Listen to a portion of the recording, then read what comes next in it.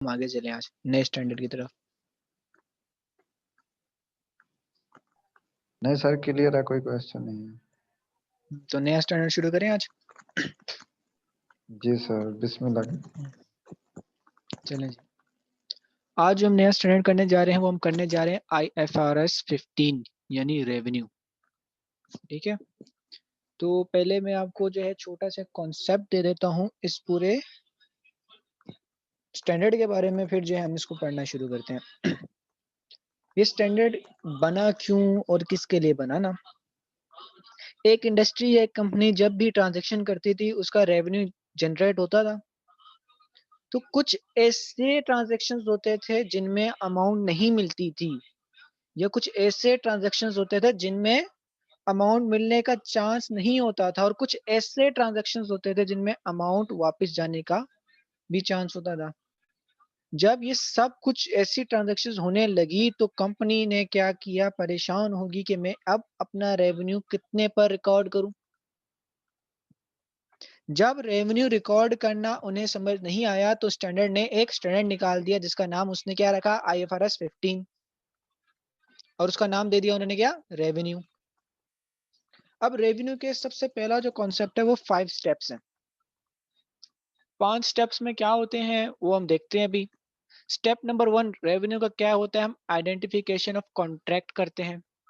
Identification of contract हम कैसे करते हैं, हम पहचानते हैं कि इनमें से कॉन्ट्रैक्ट कौन सा है। आई रिपीट, हम पहचानते हैं कि दो लोगों के बीच में कॉन्ट्रैक्ट हो रहा है। हम पहचानते हैं कि दो लोगों के बीच में एक एग्रीमेंट हो रहा है और वो एग्रीमेंट क्या एक कॉन्ट्रैक्ट बन रहा है या नहीं बन रहा।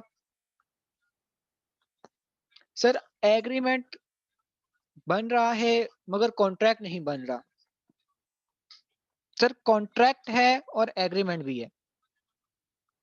तो इस पे थोड़ी रोशनी डालें। मैंने दो बात देखी, मैंने क्या बात की, मैंने कहा कुछ एग्रीमेंट है मगर वो कॉन्ट्रैक्ट नहीं है, और कुछ कॉन्ट्रैक्ट है और वो एग्रीमेंट भी है। ठीक है, इसको थोड़ा डिवाइन करते हैं। पहली चीज तो ये है कि एक कॉन्ट्रैक्ट बन रहा है, ठीक है, तो वो एग्रीमेंट भी है। दूसरा एग्रीमेंट है, ठीक है, मगर कॉन्ट्रैक्ट नहीं है। कॉन्ट्रैक्ट नहीं है मगर एग्रीमेंट है। इन दोनों का डिफरेंस, अब मतलब बात कहने की ये है, कॉन्ट्रैक्ट और एग्रीमेंट डिफरेंट है। एग्रीमेंट वो होता है हर जो बात दो बंदों के बीच में तय हो जाए उसे एग्रीमेंट कहते हैं। हर बात जो दो बंदों के बीच में तय हो जाए उसे हम एग्रीमेंट कहते हैं। जैसे लेट्स सपोज ए जो था वो बी का फ्रेंड था। ए ने इनवाइट किया बी को लंच के लिए। बी ने जो है कहा ठीक है मैं आज शाम आऊंगा। ये इन दोनों के बीच में एक एग्रीमेंट हो गया। ए ने प्लान किया बी को जलील करने का सी के साथ मिलकर, तो ये सी और ए के बीच में एग्रीमेंट हो गया। सर कॉन्ट्रैक्ट क्या होता है फिर अगर ये एग्रीमेंट है। ए ने बी को कहा कि जी मैं तुम्हें अपनी बाइक बेच दूंगा। बी ने कहा ठीक है आप मुझे अपनी बाइक बेच दो। इन दोनों के बीच में एक एग्रीमेंट हुआ। इन दोनों ने उसे लिखकर गवर्नमेंट से स्टैंप लगवा लिया। अब ये एक कॉन्ट्रैक्ट बन गया। इसका मतलब क्या हुआ, हर एग्रीमेंट जो है कॉन्ट्रैक्ट नहीं होता मगर हर कॉन्ट्रैक्ट एग्रीमेंट जरूर होता है। अगर कॉन्ट्रैक्ट की मैं एक आपको छोटी सी एग्जांपल दे दूं तो कॉन्ट्रैक्ट हम कहते हैं enforceable by law is a contract. जिसे लॉ सपोर्ट करता है वो कॉन्ट्रैक्ट है। एक एग्जांपल और देता हूँ। मैंने अभी पीछे आपको एग्जांपल दी कि ए ने बी को अपने डिनर के लिए इनवाइट किया। अगर बी नहीं आता क्या ए कोर्ट में जा सकता है, जाके कह सकता है जी ये नहीं आया, मैंने खाना पकाया था, मुझे खाने के डैमेजेस पे कर लेके दो। नहीं जा सकता, क्यों, क्योंकि वो एक एग्रीमेंट था, उन दोनों के बीच में सोशल एग्रीमेंट था, कॉन्ट्रैक्ट नहीं हुआ, लॉ इन्वॉल्व ही नहीं है बीच में। और जिस कॉन्ट्रैक्ट में जिस एग्रीमेंट में लॉ इन्वॉल्व हो जाए हम उस एग्रीमेंट को कॉन्ट्रैक्ट कह देते हैं। इनफोर्सेबल बाय लॉ यानी लॉ बीच में शामिल हो जाए। जैसे इसने बाइक इसको बेची, ठीक है, एक लीगल ट्रांजेक्शन की उसने, इसने बाइक खरीद ली, ये पैसा नहीं दे रहा। इन दोनों के बीच में एग्रीमेंट हुआ था। ये अब कोर्ट चला जाएगा ए, कोर्ट जाके बोलेगा जी मैंने इसको बाइक बेची है, ये बाइक की रसीद है, ये इतने रुपए में इसने बाइक खरीदी है, इसने मुझे जब तक पेमेंट नहीं दी, इसने इस तारीख को पेमेंट करनी थी, ये स्टाम्प हमारा है। कोर्ट देखेगी, कोर्ट उसको बोलेगी इसको पैसे दो, तो कॉन्ट्रैक्ट के मुताबिक उसको बोलेगी आप अपना परफॉर्मेंस परफॉर्म करो, तो कॉन्ट्रैक्ट तो ये हो गया। तो हमने स्टेप 1 में क्या करना है, हमने आइडेंटिफाई करना है क्या 2 लोगों के बीच में कॉन्ट्रैक्ट हो रहा है। अगर हो रहा है तो हम स्टेप 2 की तरफ जाएँगे। अगर कॉन्ट्रैक्ट ही नहीं हो रहा तो हम बात खत्म कर देंगे। हम अगले स्टेप्स की तरफ जाएँगे ही नहीं। क्लियर? चलो बेहतरीन। जब हमारा स्टेप 1 कंप्लीट हो जाएगा तो हम फिर उसके बाद स्टेप 2 पर जाएँगे। स्टेप 2 क्या है? Separate performance obligation. यानी कि अगर मैंने एक एग्रीमेंट किया, मैंने ए को मैं ए था, मैंने बी को कहा कि जी तुम मुझसे बाइक ले लो ₹100 की। और साथ में जो है मैं तुम्हें जो है हर पूरे 1 साल जो है ना बाइक की सर्विस करवा के दूँगा। ठीक है? मतलब मैं पूरे साल के लिए उसको सर्विसेज़ भी दे रहा हूँ और मैं उसको बाइक भी दे रहा हूँ और उसे ले कितना रहा हूँ ₹100। मतलब मैं 2 चीज़ें उसको दे रहा हूँ, ठीक है? एक बाइक और सर्विस। तो अगर मैं ये अलग-अलग इस बाइक और सर्विस को मैं अगर दूँ, ये बाइक और सर्विस को अलग-अलग दूँ तो मैं कितने का देता हूँ, वो मेरा सेपरेट परफॉर्मेंस ऑब्लिगेशन है। यानी सेपरेटली अगर मैं ये दोनों ऑब्लिगेशन परफॉर्म करूँ तो उसकी प्राइस क्या होगी? तो मैं उसे आइडेंटिफाई करूँगा, उसे रिटन डाउन करूँगा। जब मैं अपने सेपरेट परफॉर्मेंस ऑब्लिगेशन फाइंड कर लूँगा, आइडेंटिफाई कर लूँगा तो मैं स्टेप 3 की तरफ जाऊँगा। मैं बोलूँगा अगर मैं बाइक और सर्विस अलग-अलग देता हूँ, लेट्स सपोज़ मैं बाइक अगर अलग में देता हूँ, तो 120 की 100 की तो मैं सिर्फ़ बाइक देता हूँ और 20 की मैं सर्विसेज़ देता हूँ पूरे साल की। तो 120 टोटल बना, 120 की जगह मैं उससे 100 ले रहा हूँ। तो ये हो गई सेपरेट परफॉर्मेंस ऑब्लिगेशन और ये जो 100 है ना, जो इन दोनों का मैं ले रहा हूँ, ये ट्रांज़ैक्शन प्राइस है। आई रिपीट, स्टेप नंबर 1 में हमने क्या किया? हमने आइडेंटिफाई किया कॉन्ट्रैक्ट को। जब कॉन्ट्रैक्ट आइडेंटिफाई हो गया, हमें पता चल गया जी इन 2 लोगों के बीच में एक एग्रीमेंट हुआ, वो एग्रीमेंट लीगल है और एनफोर्सेबल बाय लॉ है। जब एग्रीमेंट एनफोर्सेबल बाय लॉ है, हमने कहा कॉन्ट्रैक्ट है, हमने कहा जी इनके तो बीच तो कॉन्ट्रैक्ट हो गया। हमें पहले स्टेप में कोई शक नहीं। फिर हम चले गए दूसरे स्टेप की तरफ। हमने कहा अगर हम बाइक और सर्विसेज़ अलग-अलग देते हैं तो कितने की देते हैं? हमने कहा बाइक हम अलग से ₹100 की देते हैं और सर्विस हम पूरे साल की ₹20 में देते हैं। जब मैंने स्टेप 2 भी क्लियर किया तो मैंने जंप खा के स्टेप 3 पे गया। मैंने कहा ये जो मैंने कॉन्ट्रैक्ट ऊपर किया है स्टेप 1 में, इससे मैं इस कॉन्ट्रैक्ट की मैंने कॉस्ट क्या रखी है, मैं कितने में बेच रहा हूँ उसे बाइक और सर्विसेज़। तो मैंने कहा कि जी मैं सर्विसेज़ और बाइक मिला के ₹100 उससे ले रहा हूँ। स्टेप 2 में क्या हमने देखा सेपरेट परफॉर्मेंस ऑब्लिगेशन 120 थी। स्टेप 3 में ₹100 ले रहा हूँ 120 की जगह यानी ₹20 मैं उससे कम ले रहा हूँ, कॉन्ट्रैक्ट के मुताबिक। जब स्टेप 3 फॉलो होगा मैं स्टेप 4 की तरफ जाऊँगा। स्टेप 4 में क्या लिखा है? Allocate the transaction price in respect of या in accordance to separate performance obligation. मैं अपनी ट्रांज़ैक्शन प्राइस को एलोकेट करूँगा सेपरेट परफॉर्मेंस ऑब्लिगेशन देखकर। सर बात समझ नहीं आई। देखो, सेपरेट परफॉर्मेंस ऑब्लिगेशन ये इतनी है, 100 ये 20 है, टोटल कितना हुआ 120। 120 में से 100 का कितना रेशियो है वो निकाल लूँगा, 20 का कितना रेशियो है वो मुझे पता चल जाएगा। जो रेशियो ये आएगी उस रेशियो में मैं 100 को तोड़ दूँगा। मैं बोलूँगा बाइक के मैंने इतने लिए, लेट्स सपोज़ बाइक के मैं 80 ले रहा हूँ और 20 सर्विसेज़ के ही ले रहा हूँ। तो इस तरह ये मेरा 100 बन रहा है कॉन्ट्रैक्ट का, इस रेशियो को देख के सेपरेट परफॉर्मेंस ऑब्लिगेशन को। क्लियर? या आगे इसकी एक और एग्ज़ाम्पल मैं कराऊँगा इन डिटेल में फिर मज़ीद समझेंगे हम इसे। अभी एक ओवरव्यू दे रहा हूँ कि ये है क्या चीज़ ना। जब हम स्टेप 4 क्लियर करेंगे, हम फिर स्टेप 5 की तरफ आएँगे। हम बोलेंगे ऊपर हम 4 स्टेप करके आए हैं, अब हम देखेंगे क्या हमारा रेवेन्यू रिकॉग्नाइज़ हुआ नहीं हुआ।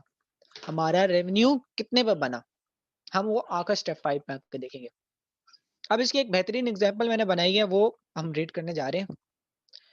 आईएफआरएस 15 की स्टेप नंबर 1 क्या था? आइडेंटिफाई करना है कॉन्ट्रैक्ट।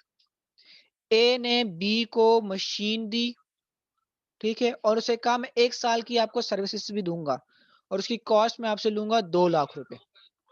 तो दोनों के बीच में एक ऐसा एग्रीमेंट हुआ जो कि लीगल था और एनफोर्सेबल बाय लॉ था। तो तो हमने कहा कि जी हमने आइडेंटिफाई कर लिया कि कॉन्ट्रैक्ट है, ये सर्विस भी दे रहा है और मशीन भी दे रहा है 2 लाख रुपए में, तो ये तो एक कॉन्ट्रैक्ट हो गया। Step number 1 clear. स्टेप 2 पे हम सेपरेट परफॉर्मेंस ऑब्लिगेशन। हमने कहा 150,000 की मशीन हम अलग से बेचते हैं और 1 लाख की सर्विसेज हम पूरे साल की अलग से देते हैं। तो अगर हम इन दोनों को अलग-अलग करके बेचें तो हम टोटल कॉस्ट 250 लेते हैं और कॉन्ट्रैक्ट में हम कितनी ले रहे हैं 200,000। तो सेपरेट परफॉर्मेंस ऑब्लिगेशन मैंने देख ली। मैंने कहा सेपरेट परफॉर्मेंस ऑब्लिगेशन जो मेरी है किस तरह मुहैया हुई, जिस सवाल में दिया होगा उसने बताया होगा सवाल में आपको कि मैं मशीन जो हूँ 150 की बेचता हूँ 1.5 लाख की, और सर्विसेज जो है अलग से मैं 1 लाख की बेचता हूँ, मगर कॉन्ट्रैक्ट में मैं 2 लाख की दोनों चीजें दे रहा हूँ। तो हम इन दोनों का टोटल ले लेंगे सेपरेट का। तो टोटल जो 250 की चीजें मैं 200 में बेच रहा हूँ।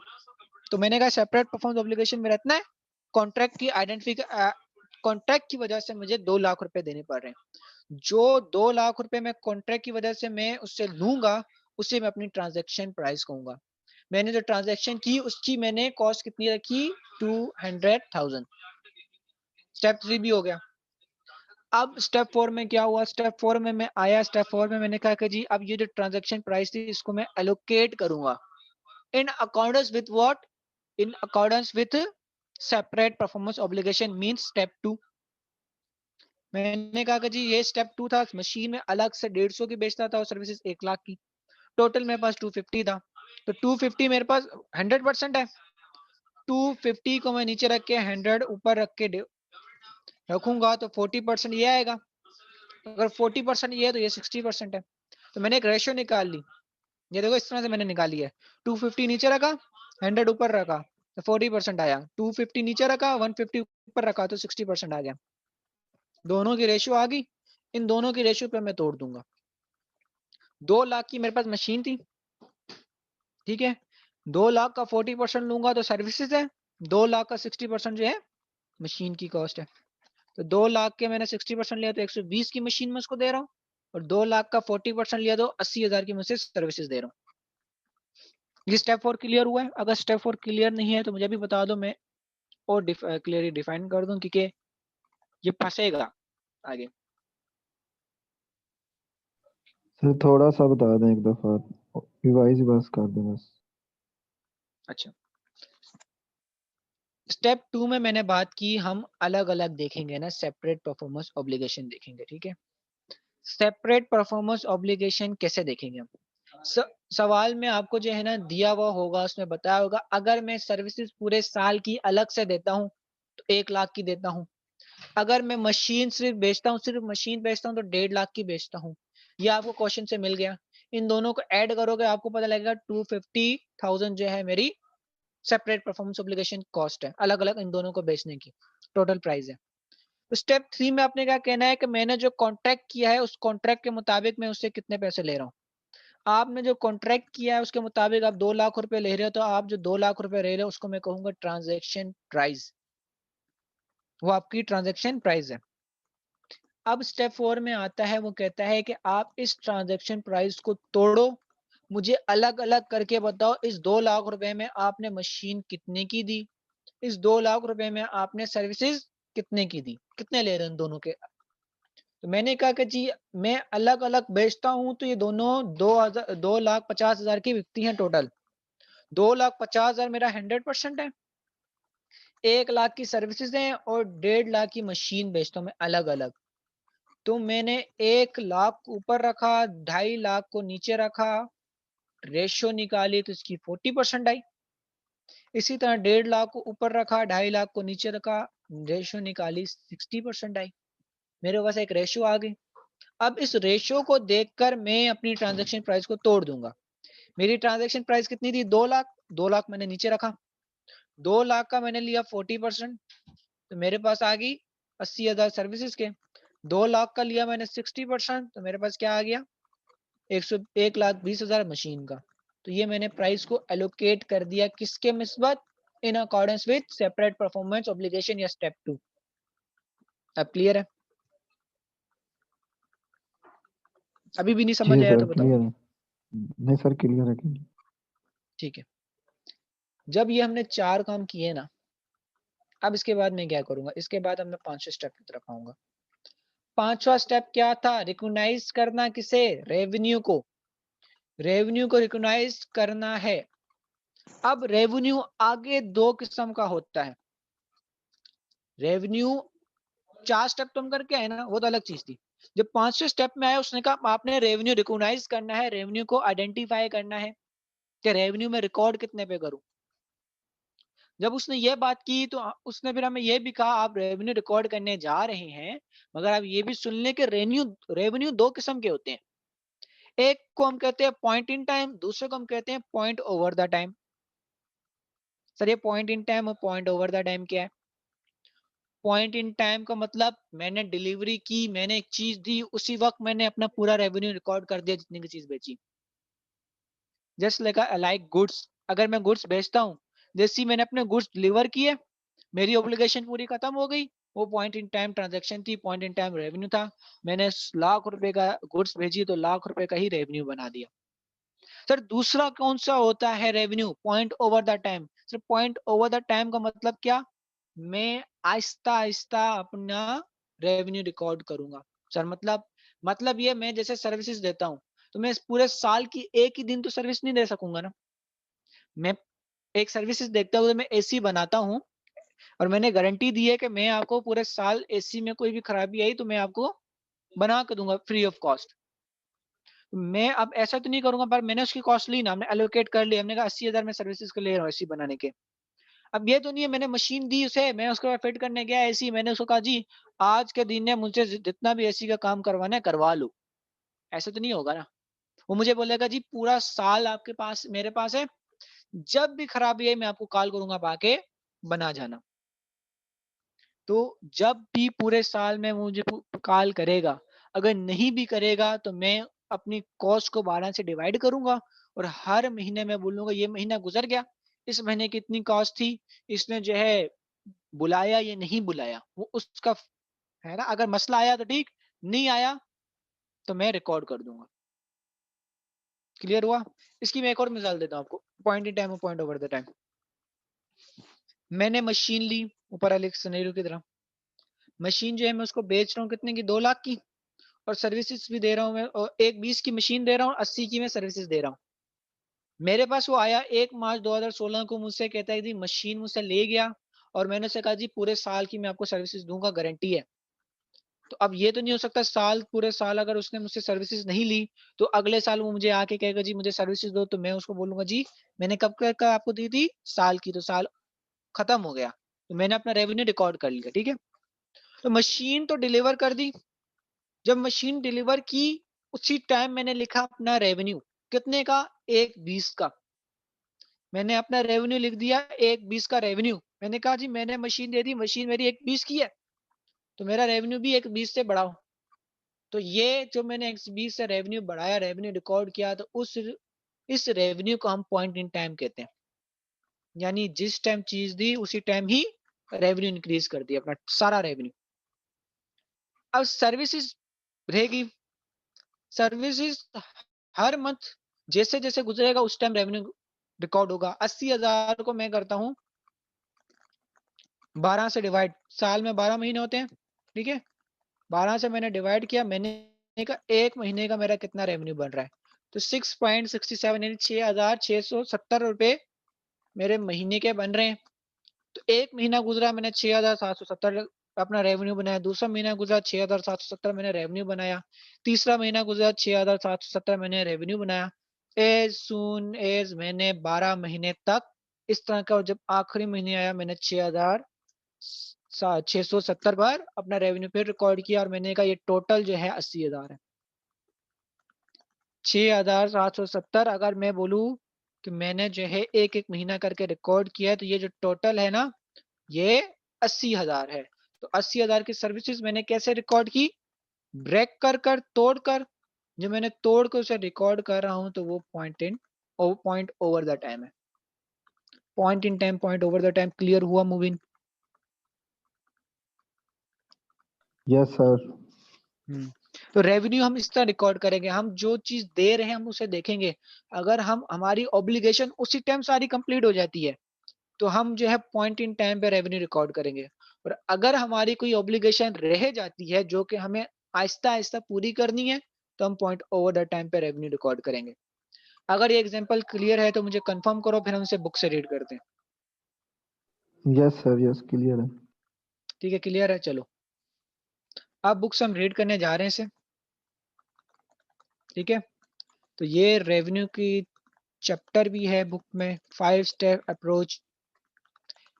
इसने क्या, revenue is the income arising in the course of entities ordinary activities, ठीक है? रेवेन्यू कहते हैं कि जो भी जो है हम सेल्स वगैरह करते हैं, उसे हम रेवेन्यू कहते हैं इन शॉर्ट। कहता है रेवेन्यू के 5 स्टेप प्रोसेस होते हैं, हमने पढ़े। पहला स्टेप क्या था, उसने कहा जी आइडेंटिफाई करो कॉन्ट्रैक्ट है या नहीं है। दूसरा स्टेप आइडेंटिफाई करो सेपरेट परफॉर्मेंस ऑब्लिगेशन क्या है। अगर जो कॉन्ट्रैक्ट में हम 2 चीज़ें दे रहे हैं, 2 एसेट दे रहे हैं, अगर हम उसे अलग-अलग देते हैं तो कितने का देते हैं, आइडेंटिफाई करो। फिर उसने कहा जब आप ये आइडेंटिफाई कर लोगे अलग-अलग कितने का देते हैं, तो हमें ये बता दो कि आप इस कॉन्ट्रैक्ट के मुताबिक ये दोनों चीज़ें मिलाकर कितने की दे रहे हो, यानी ट्रांज़ैक्शन प्राइस को डिटरमाइन करो। जब मैं स्टेप 3 फॉलो करूँगा, मैं किस पे आऊँगा, स्टेप 4 पर। स्टेप 4 पर आने के बाद मैं क्या करूँगा, मैं बोलूँगा जी, ये जो ट्रांज़ैक्शन प्राइस आपने डिटरमाइन की थी ना, अब इसे एलोकेट करो किसको देखकर, सेपरेट परफॉर्मेंस ऑब्लिगेशन को देखकर, जो कि कॉन्ट्रैक्ट में हमने किया था। जब ये चारों काम मेरे कंप्लीट हो जाएगा, उसके बाद मैं क्या करूँगा, उसके बाद मैं उसे कहूँगा कि रिकॉग्नाइज़ करो रेवेन्यू, कब और कैसे वो सैटिस्फाई होगा, पॉइंट इन टाइम होगा या पॉइंट ओवर द टाइम होगा। एग्ज़ाम्पल नोट करनी है तो नोट कर लो, मैं फिर जो है आपको कुछ क्वेश्चन करवाने लगा हूँ, ठीक है? एग्ज़ाम्पल मैं आपको दिखा देता हूँ जो मैंने आपको दी थी, वो आप नोट करो, मैं फिर आपको कुछ क्वेश्चन दिखाता हूँ।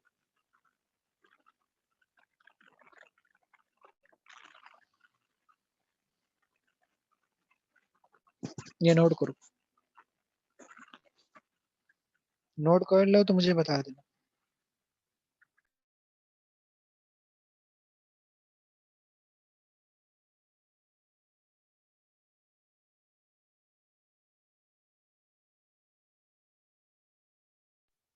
जी सर, हो गई है, स्क्रीनशॉट ले लिया मैंने।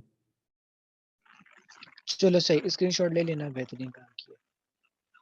अब एग्ज़ाम्पल आपने करनी है, इसमें 5 स्टेप ही आपने फॉलो करने हैं, ठीक है? एग्ज़ाम्पल क्या है, वो कहते हैं on 1st December 2011 Wade receives an order from a customer for a computer as well as 12 months of a technical support. 1 दिसंबर 2011 को वेट ने रिसीव किया एक ऑर्डर अपने कस्टमर से कंप्यूटर के लिए, और 12 महीने की उसको सर्विसेज भी देगा, यानी टेक्निकल सपोर्ट देगा। सर्विसेज भी दे रहा है और कंप्यूटर भी दे रहा है, 2 चीज़ें दे रहा है। अब हमने क्या करना है, पहले हमने चेक करना है कि ये कॉन्ट्रैक्ट हुआ नहीं हुआ, ठीक है? फिर step 2, Wade delivers the computer and transfer its legal title to the customer on the same day.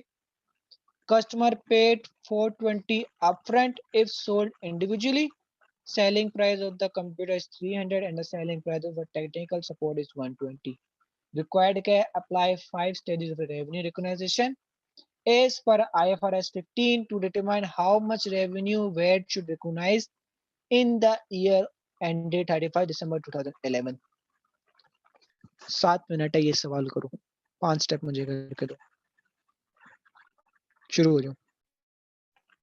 2:30 हो रहे हैं, 2:37 पे मैं चेक करूंगा। चलो शाबाश।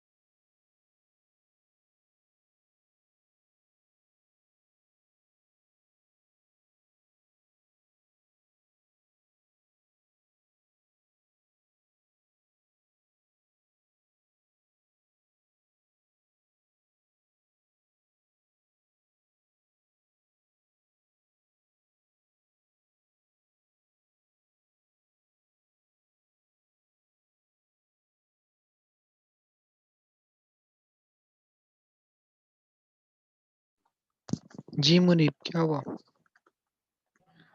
सर 4 स्टेप हो गए हैं सर, पांचवा 5 स्टेप भी का करूँ? थोड़ा सा सर वो जहन से निकल गया। क्या जहन से निकला? रेवेन्यू सर रिकॉर्ड वो करना? जो, हाँ जी सर।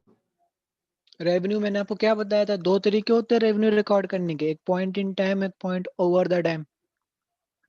सर वो ही नहीं है आपने समझ आ रहा कौन सा इसमें। हाँ, आपने जो है अभी ट्रांजैक्शन प्राइस अपनी अलोकेट कर ली है ना। जी सर।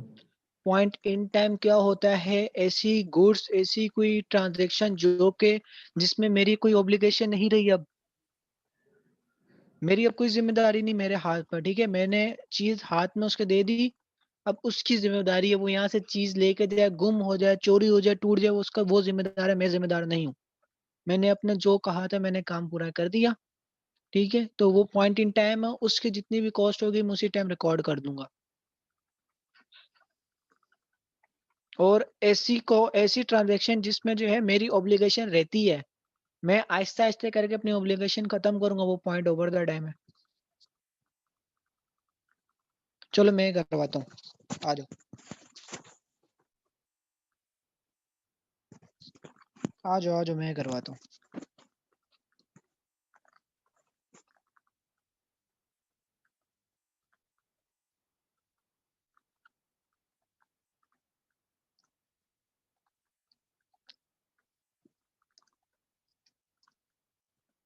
क्या कहता है वो, आप जो है मुझे कितने स्टेप्स बता दो, 5 स्टेप्स।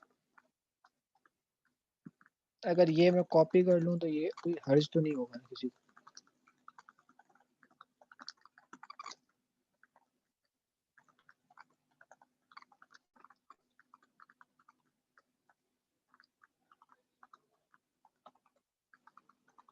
ये मैंने आइडेंटिफाई करना है, पहले क्या करना है मैंने, कॉन्ट्रैक्ट हुआ नहीं हुआ। आ जाओ सवाल की तरफ। सवाल क्या कहता है, 1 दिसंबर 2011 को हमने एक ऑर्डर रिसीव हुआ कस्टमर से, कंप्यूटर भी दो हमें, सर्विसेज भी दो, ठीक है।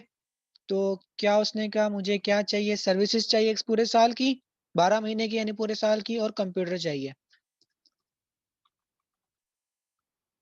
ठीक है। ये दोनों चीजें मुझे दो, और उसने कहा उसी दिन पर, यानी 1 दिसंबर 2011 को ही उसने क्या किया, डिलीवर भी कर दिया। और ये एक लीगल टाइटल था, यानी ये एक लीगल एग्रीमेंट था, इसमें लॉ इन्फोर्सेबल था, तो मैंने कहा कि ये एक कॉन्ट्रैक्ट हो गया, ठीक है। मैंने कहा जी ये मेरा कॉन्ट्रैक्ट हो गया, डन हो गई जी, बात होगी, कॉन्ट्रैक्ट हो गया। कितने का हुआ कॉन्ट्रैक्ट, कस्टमर पेड 420 अपफ्रंट, उसी टाइम उसने 420 रुपए मेरे हाथ में दे दिए। जब उसने 420 रुपए मेरे हाथ में दे दिए, मैंने कहा कि जी मैंने कॉन्ट्रैक्ट किया है $420 का, ये 420 पाकिस्तानी रुपीज का, ठीक है। स्टेप 1 हो गया कंप्लीट। अब स्टेप 2 की तरफ आए। ये लिखना इतना जरूरी नहीं है, बस ये दो चीजें आपने लिखनी जरूरी है।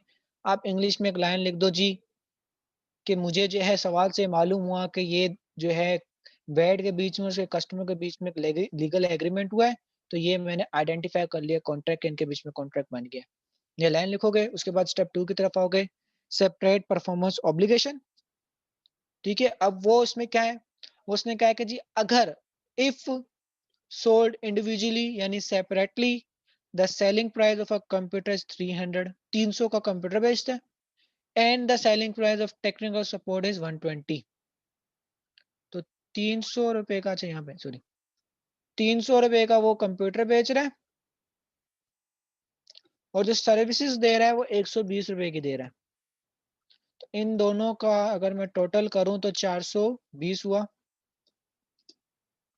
तो 420 रुपए वो अलग अलग भी देता है, अगर अलग अलग देता तो 420 रुपए देता, और कॉन्ट्रैक्ट के मुताबिक वो 420 रुपए ही ले रहा है। तो ये प्राइस और ये प्राइस दोनों सेम है। तीसरा स्टेप क्या है, ट्रांजैक्शन प्राइस हमें बता दो। हमने कहा जी ट्रांजैक्शन प्राइस हमने देखी है, तो वो ट्रांजैक्शन प्राइस $420 है, ठीक है। तो हमने कहा कि जो हमारी सेपरेट परफॉर्मेंस ऑब्लिगेशन है वही हमारी ट्रांजैक्शन प्राइस है। तो आपका स्टेप 4 तो बिल्कुल इजी हो गया, 300 ये हो गया, और 120 ये हो गया, 420 टोटल आ गई आपकी कॉस्ट सेपरेट परफॉर्मेंस ऑब्लिगेशन की। इसकी आप रेशो भी निकालने की आपको ज़रूरत नहीं। क्यों? क्योंकि आपकी जो है ये भी 120 है, ट्रांज़ैक्शन प्राइस भी, इसमें भी 120 की सर्विसेज़ और ये 300 की मशीन या कंप्यूटर। तो आपको तो यहाँ तक कुछ करने की ज़रूरत ही नहीं पड़ी। स्टेप 5 में आप आए, आपने कहा जी मैं अपना रेवेन्यू रिकॉर्ड करूँगा। आपने 1 दिसंबर 2011 को ही क्या किया? आपने किया कि जी मैंने जो है गुड्स दे दी 1 दिसंबर 2011 को, ठीक है? मैंने कंप्यूटर दे दिया। मैंने कंप्यूटर दिया तो मैंने क्या कहा जी ये जो कंप्यूटर मैंने डिलीवर किया ना, ये एक ऐसा एसेट था, ठीक है? ये एक एसेट था, अब मैंने ये डिलीवर किया तो मुझ पर अब इसकी कोई और ऑब्लिगेशन नहीं रही। मैंने कंप्यूटर देना था, मैंने दे दिया, मेरी ऑब्लिगेशन कंप्लीट होगी। तो ये पॉइंट इन टाइम हो गया और मैंने कितने का ये दिया? 300 रुपए का। तो 300 का मैं अपना रेवेन्यू रिकॉर्ड कर दूँगा। क्लियर? अब मुझे उसने कहा मुझे अब 12 महीने की सर्विसेज़ भी देना। कितने महीने की? 12 महीने की मुझे सर्विसेज़ भी देना। तो 12 महीने की अगर मैं सर्विसेज़ देता हूँ, मैं 120 की 12 महीने की देता हूँ। तो 1 महीने की कितनी होगी? 12 से डिवाइड कर दूँगा तो ₹10 की 1 महीने की होगी। तो हर मंथ में $10, $10, $10 करता रहूँगा और 12 महीने के बाद $10 जब मेरे होंगे, तो ये $120 की मेरी टोटल कॉस्ट होगी। तो ये जो मैं 10-10 करके हर महीने तोड़ रहा हूँ, ये क्या है? पॉइंट ओवर द टाइम है। तो मैं यहाँ क्या लिखूँगा? मैं लिखूँगा कि जी मेरा रिसीवेबल जो है कितने का है? 300 प्लस 10 यानी 310। सर 10 कहाँ से आया? 300 ये कंप्यूटर का point in time revenue record हुआ और ये 10 इसलिए मैंने अभी लिखा क्योंकि ये इसने 31 दिसंबर 2011 की हमसे माँगी है रेवेन्यू। तो 1 मंथ पूरा हुआ तो मेरे सर्विस का भी 1 मंथ कंप्लीट हो गया। तो 10 इसमें ऐड कर दे, 310 रिसीवेबल बन गया और मेरे से गुड्स चली गई। मैं लिखूँगा कंप्यूटर मेरे पास से गया कितने का? 300 का और सर्विसेज़ मेरे पास से गई कितने की? या टेक्निकल सपोर्ट जो भी नाम दो, कितने का? 10 का। ये जर्नल एंट्री मैंने कर दी। सही है, अब चलो इसको यहाँ से पढ़ भी लेते हैं ना 5 स्टेप। ये क्लियर हुआ क्या ना? हो गया ना सवाल? इसकी फ़ोटो लेनी जी तो सर, फ़ोटो खींच क्लियर ही, क्लियर ही। फिर पहले क्यों नहीं हुआ? सर वो जो 5 पॉइंट था ना, वो थोड़ा सा ज़हन से निकल गया था इसलिए। बाकी तो इजी था। हुँ, कॉन्सेप्चुअली है इसलिए इसकी स्क्रीनशॉट लेनी है तो स्क्रीनशॉट ले लो बेशक। ले लिए सर। ले ली उस पूरे सवाल की? ये ले लो इसके आंसर की। फिर इसको बुक से भी पढ़ लेते हैं हम। चलो, सर ये बुक कौन सी है? ये एसीसीए की बुक है, P2 की। मैं आपको भेज दूँगा। चलो ठीक मैंने है आपको सर, कहा भेज था ना मैं दीजिए। आपको किसी एक बुक से नहीं पढ़ाऊँगा स्पेसिफिक। कुछ ऐसी बुक्स हैं जहाँ पे जो है ज़्यादा अच्छी तरह से लिखा है, सिंपल करके लिखा है। कुछ बुक्स ऐसी हैं जहाँ पर जो है थोड़ा मुश्किल करके लिखा है, तो जहाँ सिंपल करके लिखा है वहाँ से पढ़ेंगे। ठीक है सर। हुँ। उसने कहा कि पहला स्टेप क्या है? आइडेंटिफ़ाई करना है कॉन्ट्रैक्ट को। उसने कहा there is an agreement between a buyer and a customer. Identify कर लिया। दूसरा स्टेप इसने क्या कहा? आइडेंटिफ़ाई करो सेपरेट परफॉर्मेंस ऑब्लिगेशन। हमने कहा जी सप्लाई कंप्यूटर का भी करता है, टेक्निकल करता है। इसने प्राइस नहीं लिखी, हमने लिखनी है। ट्रांज़ैक्शन प्राइस 420 है, हमने भी 420 ली। एलोकेट उसने किया, उसने कहा अलग-अलग बेचता है तो 300 का कंप्यूटर बेचता है, 120 का यो बेचता है। फिर उसने कहा कि जी अब रेवेन्यू रिकॉर्ड करते हैं। उसने कहा कंप्यूटर हमने बेच दिया, पूरा कंट्रोल किसके पास आ गया? कस्टमर के पास। जब पूरा कंट्रोल कस्टमर के पास आ गया तो हम फुल रेवेन्यू रिकॉर्ड कर देंगे 300 का। और सप्लाई जो हमने की सर्विसेज़ रेवेन्यू को हम उसको कैसे करेंगे? हम ओवर द टाइम करेंगे, पॉइंट ओवर द टाइम। हम रेवेन्यू को एलोकेट करेंगे पॉइंट ओवर द उसने किससे किया है? 120 को 12 से डिवाइड किया 10, $10 हर महीने रिकॉर्ड करता रहेगा। ठीक है? तो ये इसने अब इनको डिफाइन कर दी है। स्टेप 1 को आइडेंटिफाई ऑफ द कॉन्ट्रैक्ट का। उसने कॉन्ट्रैक्ट क्या होता है, किस तरह से करते हैं, ये उसने कुछ एग्जांपल्स दे दी हैं, क्राइटेरिया बता दिया है कि कॉन्ट्रैक्ट इस तरह आइडेंटिफाई करते हैं। उसने इस पे एग्जांपल भी दे दी है। ये आप घर से पढ़ लेना, ठीक है? ये भी मैं आपको पीडीएफ अभी भेज देता हूँ। इसका कलर चेंज कर दूँ। जी सर, पढ़ ये लूँगा। ये स्टेप 1 आप घर से पढ़ोगे और इसके साथ ही जो है आप सवाल करोगे। अगर कोई आपको ये एग्ज़ाम्पल कर लेना, ठीक है? अगर कोई चीज़ नहीं समझ आए तो मुझसे पूछ लेना, मैं आपको बताऊँगा, मैं समझा भी दूँगा, ठीक है? ये एग्ज़ाम्पल करना, आंसर एग्ज़ाम्पल का ना देखो पहले तो बेहतर है। ये इसने स्टेप 2 लिखा है, आइडेंटिफाइंग करना separate performance obligation within contract. मैं पढ़ा दूँगा, मुझे कुछ नहीं टाइम आपका ज़ाया होगा। थ्योरी बिल्कुल सिंपल है, मैंने आपको पूरा कॉन्सेप्ट दे दिया, कुछ भी नहीं है। ये एग्ज़ाम्पल्स दी हुई हैं इसकी, एग्ज़ाम्पल्स पढ़ोगे, समझ आ जाएगी। और पूरा कॉन्सेप्ट मैंने 5 स्टेप्स का दे दिया है। मैं पढ़ाऊँगा, 1 दिन लग जाएगा पूरा, आपका टाइम चला जाएगा, वही 1 दिन हम कुछ और कर लेंगे, प्रैक्टिस कर लेंगे। सही जी है, ये सर, वो एग्ज़ाम्पल जी, जी, बोलो। कंट्रैक्ट कंट्रैक्ट वैसे भी सर थोड़ा बहुत आता है, क्योंकि हमने कंट्रैक्ट काउंट किया हुआ है बीकॉम में। हुँ, हुँ। एक बहुत बड़ा ये चैप्टर था इसका। वारंटीज़ वाली आपने नहीं करनी क्योंकि ये आईएस 37 से रिलेट करता है, वो हमने अब तक पढ़ा नहीं है। तो ये मैं बाद में करवाऊँगा आपको, ठीक है? ये एग्ज़ाम्पल नहीं करनी आपने। फिर उसके बाद हम आ जाते हैं, इसने प्रिंसिपल कुछ बताए हैं, ये पढ़ लेना। एलोकेट कैसे करते हैं ट्रांज़ैक्शन प्राइस को, डेफिनेशन, वेरिएबल कंसीडर्ड ये आपने नहीं पढ़ना, ठीक है? जो-जो बातें मैंने नहीं बताई ना वो आपने नहीं पढ़नी, एक्स्ट्रा बातें नहीं पढ़नी, सिर्फ़ इसके इतना सा पढ़ लेना ये पैराग्राफ पूरा, ठीक है? और ये भी पढ़ लेना, इन्हें सिर्फ़ पढ़ लेना और इन्हें याद रख लेना। या दूसरे लफ्ज़ों में बोलूँ, इन्हें याद कर लेना। ये क्योंकि ये जो है एसीसीए की बुक है तो